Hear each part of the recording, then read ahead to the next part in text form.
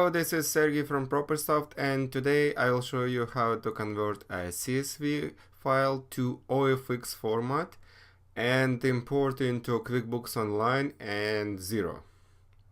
We'll use CSV2OFX converter, and you can download it at propersoft.net.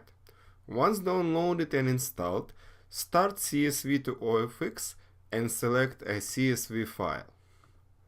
Review transactions before converting, check that dates are correct, amounts are assigned correctly, expenses negative, and deposits are positive. Before converting to OFX file, check the account ID and account type. Also check currency and balance, bank ID and branch ID. Different software checked all those parameters, but usually you need to check account ID, account type, and currency. If you have specific software like Quickbooks Online or Xero or let's say Ariad, there is little differences in OFX file that help import that OFX file without issues into that specific software. If your software is not listed, then you can just try regular OFX file and try if your software imported. But if you see your software, definitely select it before converting. Click the convert button to create an OFX file. Confirm the file name and the file location. Once the file is created, now you can import it into your accounting software. In this video, we'll show how to import into QuickBooks.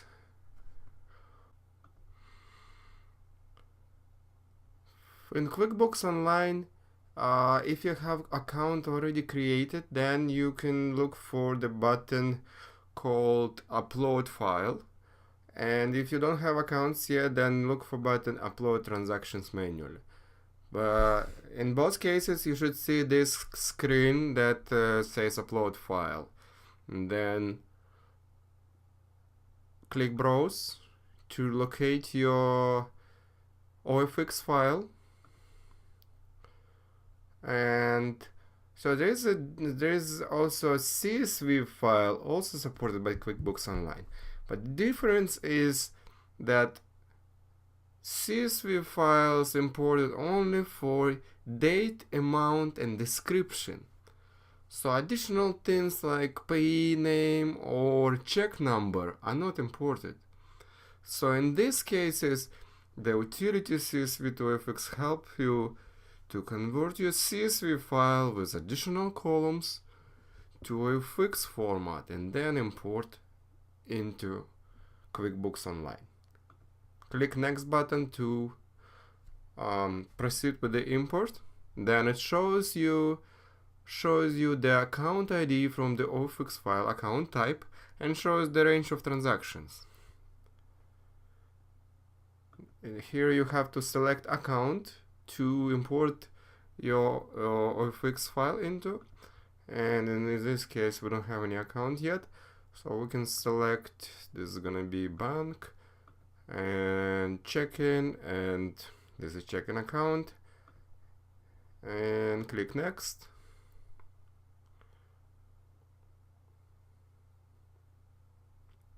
And that's it, transactions are imported. You can review them here. Payee name is not assigned yet because this is vendor record. You assign here vendor record. This is not actual payee from the OFX file, but this is the vendor record that you have to select in your QuickBooks.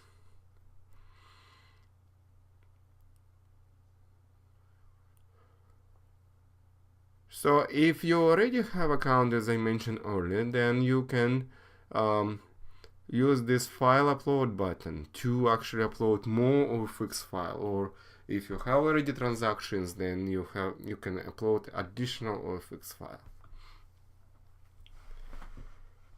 Now we're gonna try to import that created OFX file to Xero.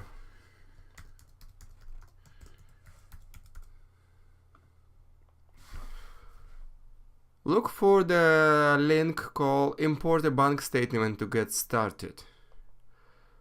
So again, in this case, you have OFX format is recommended format. There you can also do QFX, QBO, QIF format, and also you can do CSV format. And again, the CSV format has less columns or different set of columns than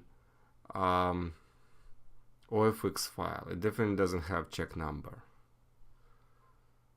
Click the browse button and click OFX file and click import, and then you see your transactions are imported as well, and then now you categorize them as usually when you import an OFX file.